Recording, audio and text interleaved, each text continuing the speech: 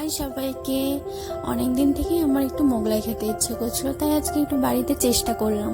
তো আমি ময়দা, চিনি, লবণ, খাওয়ার সোডা আর দুটো ডিম দিয়ে ময়দাটা ভালো করে মেখে নিয়েছি। জল দিয়ে একটা ডো করে নিয়েছি। তারপর বেশ কিছুটা তেল দিয়ে সেটাকে সফট করে আরও মেখে নিয়েছি। এদিকে একটা বেশ কিছুটা ডিম ফাটিয়ে নিলাম। ডিমে পেঁয়াজ, লঙ্কা, আদা, লবণ দিয়ে রেডি করে রেখেছি। এবারে আমি ময়দাটা বেলে নেব।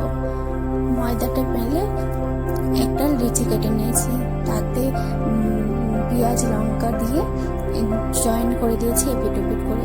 দেখো কড়াইয়ে দিতে দিতে কি সুন্দর মোগলাইগুলো ফুলে উঠেছে, আর খেতেও খুব ভালো হয়েছিল। বাড়ির সবাই তো খেয়ে বলেছে দোকানের থেকেও নাকি বেশি ভালো হয়েছিল। তো তোমাদের কেমন লাগলো তোমরাও কমেন্ট করে জানিও কিন্তু। টাটা।